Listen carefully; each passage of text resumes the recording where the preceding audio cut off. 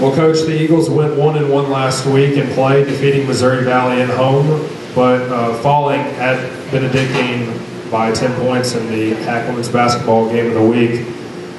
First, recapping the Missouri Valley game, your general impressions from that win. Well, a lot of what Coach Sherman said is so true about the league. There's no secrets, and it doesn't matter who you're playing, whether they've won 6 in a row, lost 6 in a row, or whether you've won 8 in a row. It doesn't matter.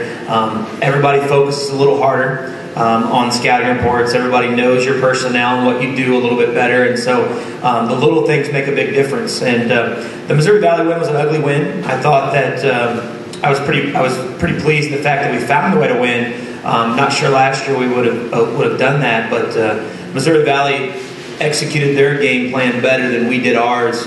For most of that game, we were fortunate enough to do just enough in the end to pull away and to pick up the win. We've got to get better at some things. We didn't have a very good week of practices, and I think that was the result of that was basically a close win and then a tough loss on the road. Our practices have to get better this week. The key to the win against Missouri Valley seemed to be three-point shooting and offensive rebounding.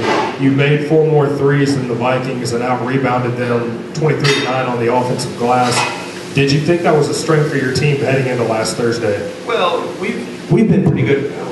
We've been a pretty good rebounding team all year long, and that's something we've been consistent for us, and is a nice attacking point. We've not been scoring enough off our offensive rebounds, which is something we need to continue to work on, finding ways to get easy putbacks or get to the free throw line.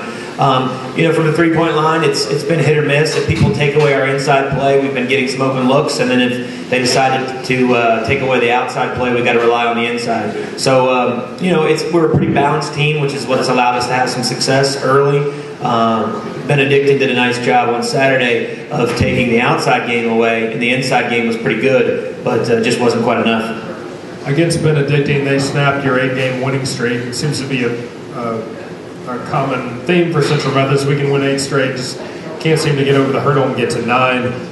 When you look at the final box score from that game, Benedictine hit 10 3-pointers, Central Methodist didn't make any, but was able to convert a lot of what I call old-fashioned 3-point plays, especially in the first half, because your bigs were able to dominate their post players down low.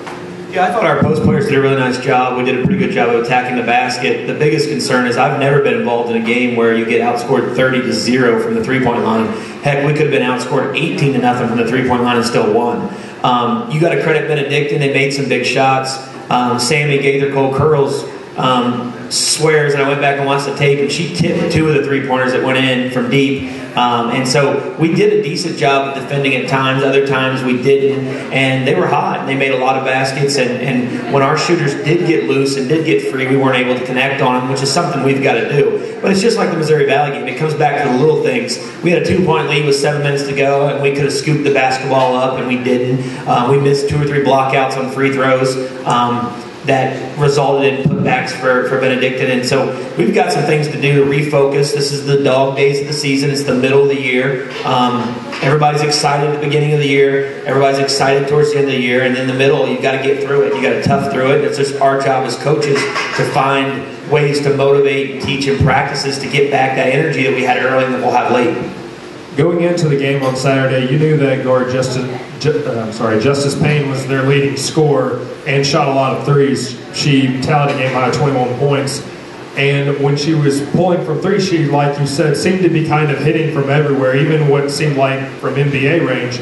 Were you surprised that they were that hot, especially her, throughout the course of the game from behind the arc? Well, a couple of those maybe were from real deep, and we always joke that she's kind of got one of those names that sounds like a player. Justice Payne sounds like a superhero, and the way she played was pretty nice. And they've got kids that can shoot the basketball across the board. They really only have one kid that plays significant minutes that you can sag off of, and their 2 post players can hit threes, and they had a post player that came off the bench and hit 2 in the last 2 minutes, which was big. And it's momentum, and Benedictine's really good. And a lot of people have talked about, Benedictine was nationally ranked. We were on the road, and it's certainly disappointing, but welcome to conference play. When you get into conference games, especially on the road, nothing's safe. And, some people might look at going 4-2 in a 6-game stretch or 3-3 as a struggle, but that's just conference games. And the Payne kid was unbelievable. Our kids didn't make some shots, and they thrived on a great atmosphere, and Chad does a tremendous job. And the reason why they're nationally ranked and competing is because they can make shots and because they're pretty good.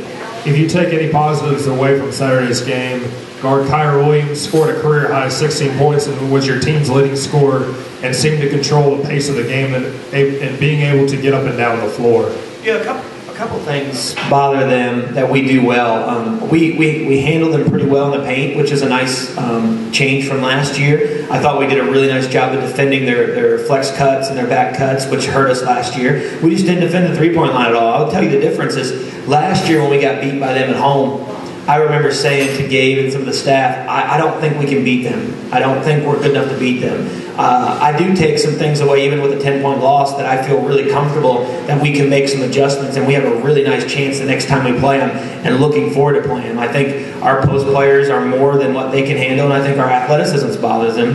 But what bothers us that they do is they run their stuff so smoothly and so disciplined that it makes it tough. A key to your team's early season success was the play of guard forward Jasmine Poteet. On Saturday, she was a beast rebounding as usual, having had 5 straight games of 10 or more rebounds.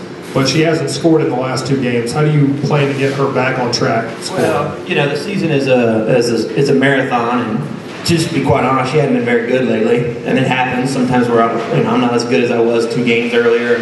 She's struggling a little bit now, and everybody goes through funks.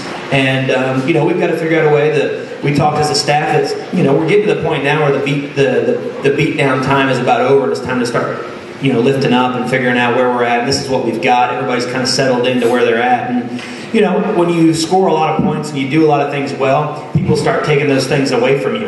And what Jasmine does well, or what Ray Lynn does well, or what Curls does well, people are going to try to take those things away from you and frustrate you and make you do things you're not good at. And that's kind of what we're looking at here. And so as a coaching staff, we're going to help show that on film, that this is where people are, we give a scouting report out to our ladies that say, this is what this kid does, this is what this kid does, and we go over that on film. Well, other schools are doing the same thing. So if they're saying this kid wants to go right and will spin back left and that's what her go-to move is, well, that's what they're going to be prepared for. So we've got to make sure that we self-scout enough to get our tendencies, that we're not always doing the same thing on the right side of the floor or the left side of the floor. And we just got to make sure we pick her up and let her know that she's still the same kid that was scoring and rebounding at will, and get her out of her funk, and hopefully she can step it up for Thursday night. Your team is hoping to start another winning streak starting this week with 2 games at home against Culver Stockton on Thursday night before traveling to Baker on Saturday. First, looking at Culver Stockton, they bring in the Hacks' leading scorer at a little bit more than 18 points per game. What have you seen from their team on film that you think will make them a good matchup for your squad? Well, they've won 3 in a row, which is always scary, and a winning streak would be nice, but the most important thing for us to do is we talked all year if we wanted to avoid losing streaks, which is going to be real tough in this league. And so the most important thing is we take care of business against Culver on Thursday. Mimi Reeves is their leading scorer. She's going to be a tough matchup because she's not really a guard, she's not really a forward, and she can score. And anytime a team in the league has the leading scorer, they're good enough to beat you. They've also added another athlete from Cloud County Community College that's eligible semester that hasn't scored a ton lately, but gives them another nice long athlete that can be disruptive on defense. And Culver can get hot. They've got some young pieces that have stepped up in their last 3 games, and what we feel like our advantage is in the half court. Actually, in this game, we want to make sure that we're going inside to our bigs and getting inside touches. Taylor Cornelius is shooting somewhere around 75% in the last 7 games, which says to me we need to get her more looks. That she should be shooting that higher percentage. I would rather her be shooting 60% and getting 10 more looks a game. So that's something that we need to work on this week to get inside and allow our bigs to exploit what we think is an advantage against Culver. But Culver last year here at home, it took a last-second bucket from Ashley Cooney for us to beat them. They're at their place. We barely held them off, and they beat a really good Baker team 3 games ago, and then followed that up with wins over Graceland and Evangel. So when they have the leading scorer in the league, it's very scary. They've got some other nice pieces that we're going to have to be prepared for. If you look at their season box score, Culver Stockton's been out-rebounded overall by about 40 rebounds, and since your team is one of the highest ranking rebounding teams offensively in the NAI Division I. Do you see that as an advantage heading into Thursday night? I do. I think our inside play is an advantage if we can make sure we handle Reeves on the perimeter. I also think sometimes offensive rebound statistics are a little bit skewed because we don't shoot the ball particularly well. So when you miss more, you're going to have more opportunities for rebounds. But to credit our kids, Brittany Josephs and Poteets and Tawandas, who have motors to go get the ball on the board. So certainly the battle in the paint will be a big test for us. And we think that that's a way that we can try to get back on the winning side of things and try to pick up the 17th win of the year. Thursday night will also be student night in the green out, for where the first 50 CMU students to show up at Puckett Fieldhouse will get free green shirts. What kind of atmosphere are you expecting for them to present against Culver Stockton? Well, we've had some pretty good crowds, but I think as the second semester rolls around, we've got some Thursday night league games. I know that Mr. Oliver's done a really nice job of getting the band there for some games in February, and I think our atmosphere is only going to improve. I know the Evangel game, we've got cafeteria served on Court B, so we're very appreciative of the fans that we have, and certainly it would help us a ton with a really good Culver Stockton group coming in here, and I know the men are going to have their hands full as well. We want to get back on the winning ways, and so having more people here and having them there early and loud and wearing green would be a really nice asset. Business 110, extra credit, wear a green shirt.